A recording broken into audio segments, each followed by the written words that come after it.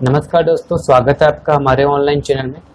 आज हम लोग हिस्ट्री को कंटिन्यू करते हुए शक, पार्थियन एवं कुषाण के बारे में पढ़ेंगे।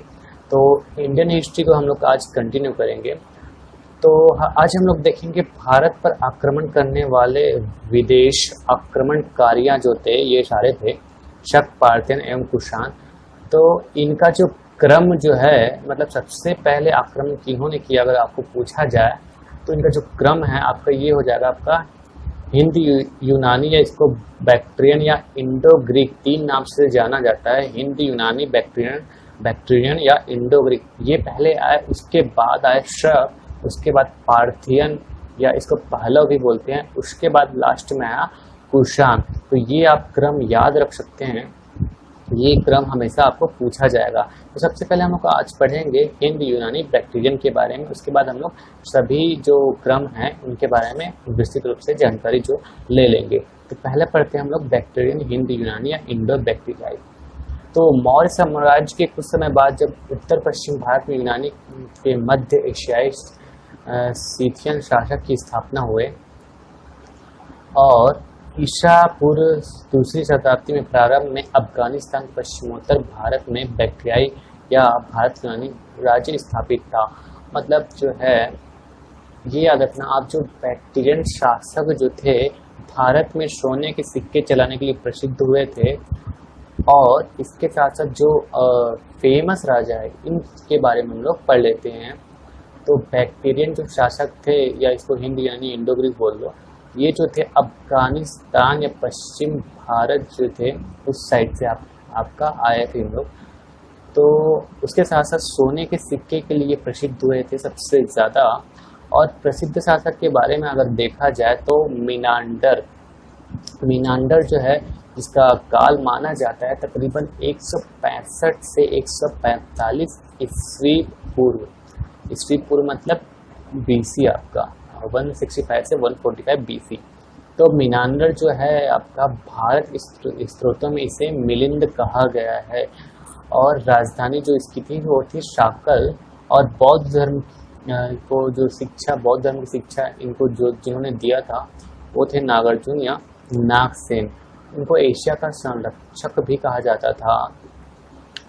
और मिलिंद पन्ह जो था, मीनांडर एवं नागार्जुन की प्रश्नोत्तर की एक किताब थी, और इस किताब की जो भाषा थी वो पाली भाषा थी। इसके साथ साथ आपका हेलियोडोरस जो है तक्षशिला के शासक का दूत था, भागवत धर्म स्वीकार किया और बेस नगर एवं गरुड़ स्तंभ का निर्माण किया। तो आप बैक्ट्रियन शासक में जो मीनांडर है, या जिसको हम लोग भारत के मिलिंद कहते थे, ये चीज़ आप याद रख सकते हैं। इसके अलावा इसमें कोई चीज़ ऐसी नहीं जो आपको पढ़ने लायक है। अब हम लोग आते हैं सेकंड में, शक में। तो इसमें जो इम्पोर्टेंट शासक जो है उसके बारे में हम लोग पढ़ेंगे। पहले देख लेते हैं कि यूनानियों के बाद शक आए। पहले हिंद यूनानी आए, उसके बाद शक आए, ये तो इसका क्रम हो गया। मूलतः मध्य एशिया के ये निवासी थे। उज्जैन का रुद्रदमन, ये जो रुद्रदमन है वो सर्वाधिक विख्यात हुआ था, और इसके बारे में हमको जानकारी जो है रुद्रदमन के जूनागढ़ अभिलेख, ये बहुत फेमस है दोस्तों, ये आप याद रखिएगा। इसके बारे में जानकारी हमको जूनागढ़ अभिलेख से मिलता है। तो अब हम लोग थोड़ा सा रुद्रदमन के बारे में पढ़ लेंगे। तो ये जो है शक वंश का विख्यात शासक हुआ था। जूनागढ़ जो अभिलेख है इसमें इसका वर्णन मिलता है, और ये जो जूनागढ़ का अभिलेख है वो आपका जो है संस्कृत भाषा का प्रथम अभिलेख। ये बहुत ही इम्पोर्टेंट क्वेश्चन है, आप याद रखिएगा कि संस्कृत भाषा का प्रथम अभिलेख आपको पूछा जाए तो जूनागढ़ अभिलेख, जो कि आपका रुद्रदमन के काल का था। अब मौर्य द्वारा बनाए गए सुदर्शन झील का जीर्णोद्धार भी इन्होंने किया था। उज्जैन के शासक थे ये, और भारत में शक शासक के गवर्नर को क्षत्रप कहा जाता था। तो ये तो हो गया आपका सेकंड, आपका शक के बारे में। अब हम लोग थर्ड नंबर में आएंगे, जिसको पार्थियन या पहलव भी बोलते हैं। तो शकों के बाद पार्थियन या पहलव आए। अब इसमें जो फेमस जो हुए, जो प्रसिद्ध शासक हुए, उसके बारे में हम लोग पढ़ेंगे। भारत में अगर प्रथम शासक आया तो इसको हम लोग माउस, जो ये सेम जो चूहा का जो इंग्लिश में हम लोग बोलते हैं वही वाला माउस है ये। अब इसको तो आप याद मत रखना, इम्पोर्टेंट है नहीं, आप पढ़ सकते हो जानने के लिए, आपको ये चीज़ हो गया। अब प्रसिद्ध जो शासक है गोंडो फर्निच, ये काम का है हमारा। ये जो गोंडो फर्निच है उसको इसकी जानकारी तख्ते बही अभिलेख से मिलती है। और इसी समय जो था सेंट थॉमस जो ईसाई धर्म को प्रचार करने आए थे, वो जो है भारत आए थे और सेंट थॉमस की जो हत्या जो है मालाबार में कर दी गई थी और जो पार्थियन शासक की राजधानी तक्षशिला मानी जाती है। अब दोस्तों हम लोग आएंगे कुषाण में, ये थोड़ा इम्पोर्टेंट हो जाता है कुषाण जो है, तो इसके बारे में लोग बहुत विस्तृत से पढ़ेंगे। कुषाण का प्रथम शासक जो था कुजुल कड़फिस था और ये जो है रेशम बनाने की तकनीक चीन में सबसे पहले यूची जाति के 5 कुलों में यूची जाति ने किया था। और जो यूची जाति जो थे 5 कुलों में बटा था, जिनमें से एक कुषाण था। अगर सिल्क रूट आपको पूछा जाए तो आप कुषाण ही लगाइएगा कि सिल्क रूट जो है रेशम मार्ग है, कुषाण ये समय का है। और सबसे महत्वपूर्ण शासक का बोला जाए कुषाण में तो कनिष्क है, जो जिसकी जो काल है, जो टाइम पीरियड है वो 78 से 173 ईस्वी। तो कनिष्क के बारे में हम लोग और विस्तृत जानकारी भी पढ़ेंगे। दोस्तों यहाँ पे के फॉर कुषाण, तो के फॉर कनिष्क ऐसे करके आप याद यहाँ पे रख सकते हैं। तो कनिष्क के बारे में हम लोग और अच्छे से पढ़ेंगे। तो कनिष्क का जो साम्राज्य था वो मध्य एशिया तक फैला हुआ था और मध्य एशिया को जीतने वाला प्रथम भारतीय शासक भी इसको माना जाता है। इसकी राजधानी जो थी वो 2 थी। पहला तो थी आपका पुरुषपुर या पेशावर थी और जो दूसरा राजधानी था वो थी मथुरा। तो ये है थोड़ा इम्पोर्टेंट हो जाता है, बहुत कम लोग थे जिनकी राजधानियाँ 2 हुआ करती थी, तो ये सारी चीज़ें पूछी जा सकती है। अब ये इम्पोर्टेंट चीज़ हो जाती है जो 78 ईस्वी में इन्होंने कनिष्क के राज्याभिषेक के समय इन्होंने क्या हुआ था, शक संवत प्रारंभ करवाया था। तो राज्याभिषेक जो हुआ था कनिष्क का 78 ईस्वी में, तो इसके उपलक्ष्य में इन्होंने एक कैलेंडर जो है जिसका नाम इन्होंने रखा शक संवत, और यही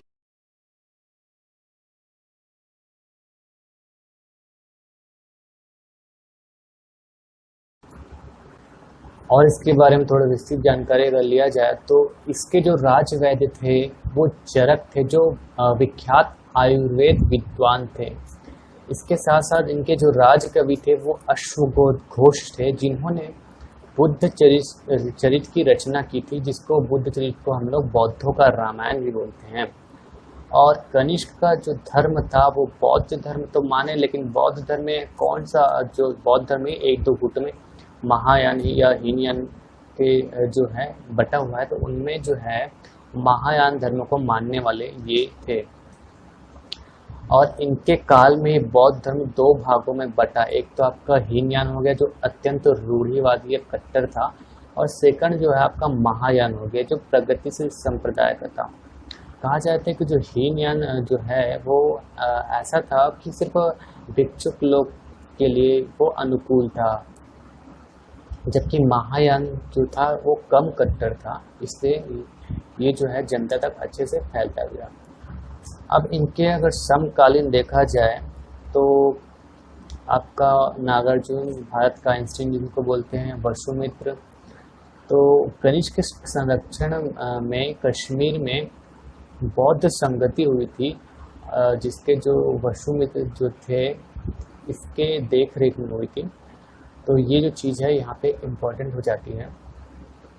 अब हम लोग पढ़ते हैं व्यापार के बारे में थोड़ा सा। तो व्यापार जो थी, रेशम मार्ग जो था, कुषाण का सिल्क मार्ग पर अधिकार था। सिल्क मार्ग जो था चीन से होते हुए ईरान और रोम तक जाती थी। अब आते हैं इस काल में भारतीय प्रशासन में विदेशी तत्व शामिल हुए, जैसे क्षत्रिय व्यवस्था, सैनिक गवर्नरशिप और राजस्व उत्पत्ति सिद्धांत और भव्य उपाधियां आदि जो थी इस काल में उत्पन्न हुई। नागार्जुनकोंडा और क्या आपका अमरावती जो है बौद्ध संगति का केंद्र बना। कुषाणों में हिंदू धर्म के स्थान पर बौद्ध धर्म अपनाए। कुषाणों ने जो है हिंदू धर्म को त्याग कर बौद्ध धर्म को अपनाया था, क्योंकि हिंदू धर्म की जो जाति प्रथा थी, जो 4 वर्णों में जाति बटा हुआ था, वो इनको नहीं भाया था।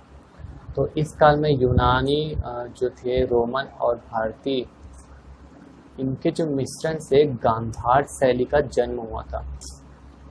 तो गांधार शैली के बारे में हम लोग थोड़ा पढ़ लेते हैं। ये बुद्ध की मूर्तियों का जो है इसी शैली में निर्माण होता था, और इसकी जो खूबियाँ थी, इनमें शारीरिक सौंदर्य, पारदर्शी वस्त्र और लहरदार बाल, निर्माण में सफ़ेद पत्थर या चूने का प्रयोग जो है किया जाता था। तो इस तरह की जो शैली जो है गांधार शैली कहलाती है। वहीं अगर भारत में देखा जाए तो मथुरा शैली सर्वाधिक प्रचलित थी। तो मथुरा शैली में जो यूज़ होता था, जिस मेटल का, जिस पत्थर का, जिस स्टोन का आप बोल सकते हो, जिस पत्थर का, वो था आपका लाल पत्थर। तो चेहरे के चारों ओर आभा मंडल, शांति के भाव और घुंघराले बाल जो थे अगर आपको देखने को मिलेगा, तो उस शैली को अपन मथुरा शैली कहते हैं। कनिष्क के शीर्ष विहीन मूर्ति मथुरा शैली का प्रमुख उदाहरण है। अगर आपको मथुरा शैली का प्रमुख उदाहरण पूछा जाए तो कनिष्क की शीर्ष विहीन मूर्ति है। अब थोड़ा सा यहाँ पे साहित्य और विज्ञान के बारे में हम लोग देख लेते हैं। तो साहित्य में अगर आप देखो तो अशोक घोष ने बुद्ध चरित्र की रचना की थी, नागार्जुन ने माध्यमिका चरित्र की रचना की, शून्यता का सिद्धांत दिया, आइंस्टीन के सापेक्षता का सिद्धांत जो है ये साम्यता रखता है शून्यता का सिद्धांत से। बौद्ध दार्शनिक थे, तो नागार्जुन जो थे वैज्ञानिक के साथ साथ बौद्ध दार्शनिक भी थे। चरक ने जो है चरक संहिता लिखा, और ये जो है आयुर्वेद पर लिखा गया सर्वश्रेष्ठ ग्रंथ माना जाता है। सुश्रुत जो चिकित्सा शास्त्र थे, ये सुश्रुत वही है जिन्होंने प्लास्टिक सर्जरी जो है का आविष्कार इन्होंने किया था। और पतंजलि ने जो महाभाष्य के लेखक जो है पतंजलि, वो इनके काल के ही थे। भरत मुनि नाट्य शास्त्र की रचना की। भरत मुनि छत्तीसगढ़ के बेस से बहुत इम्पोर्टेंट भी हो जाता है। और इसके साथ साथ वात्सल्य ने कामसूत्र और मनुस्मृति जो है इसी समय में इन्होंने लिखा था। अब यहाँ पे और जो है यूनानी हॉरोस्कोप, ये हॉरोस्कोप से होरा शास्त्र बना, तो संस्कृत में